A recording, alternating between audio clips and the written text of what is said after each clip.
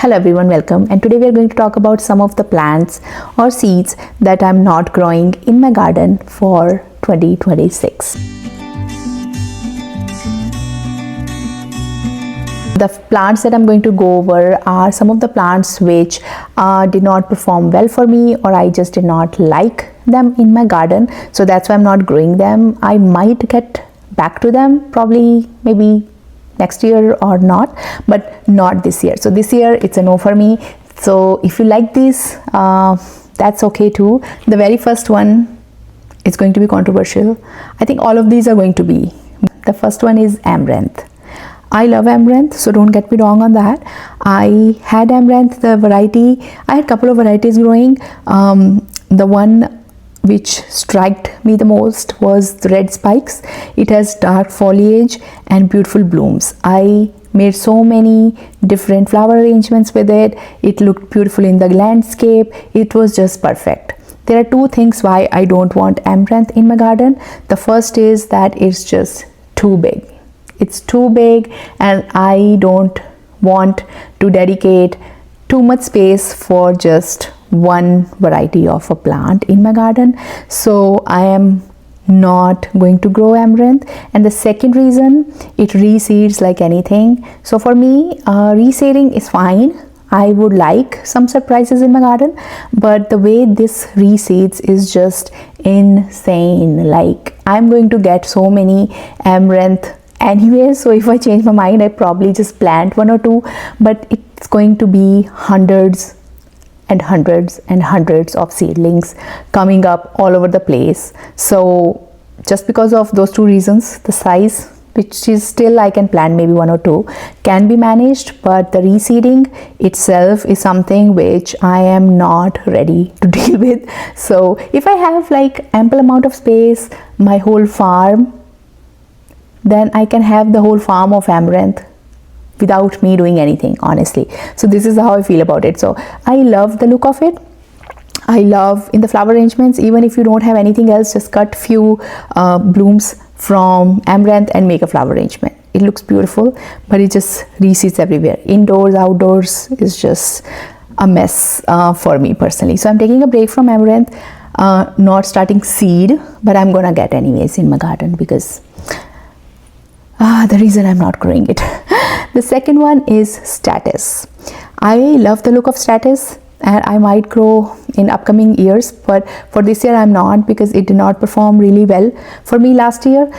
It's not about the statice or the seeds. They probably did their part, and I probably did not do well with the timing of statice, so I did not enjoyed statice in my garden. And this year I have a lot to do in my garden, so I'm not going to spend time and energy on plants which I am not sure how they're going to perform in my garden again. So I'm taking a break from statice for this season, and we'll see. We'll probably next year I'll try my luck again once I know my garden a little bit more. So for this year I'm taking a break from statice. Third one is zinnia mixes.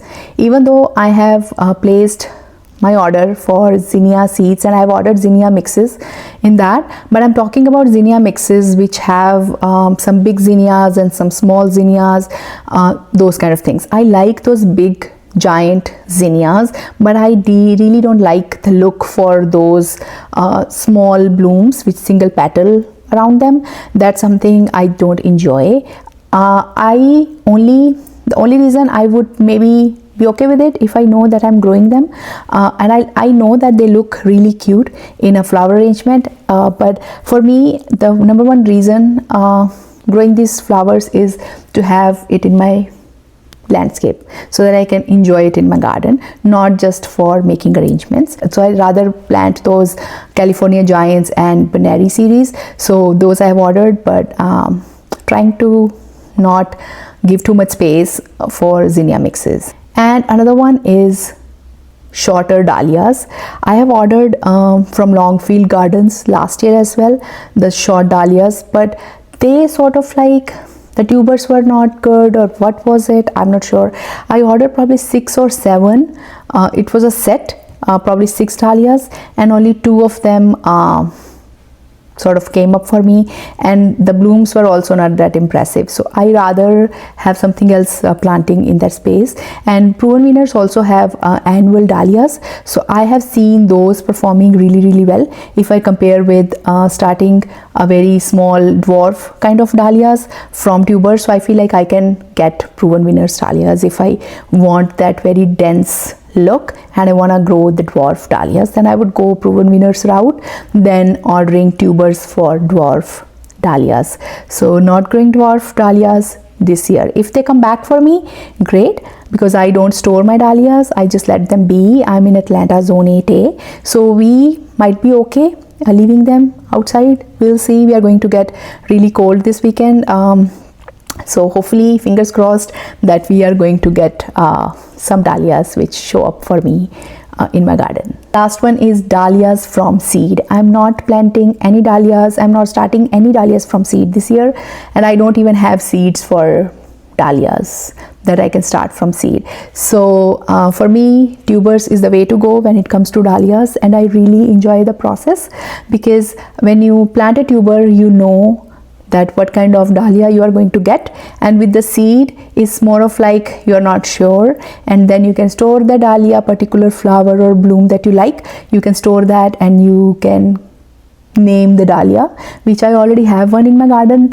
I have not stored it or anything. We will see if it comes back for me this year as well. It has very beautiful blooms. For me, I really like the process of dahlias, picking up the dahlias, specific varieties and colors and bloom sizes and all of that, and I like going a tuber route than the seed route.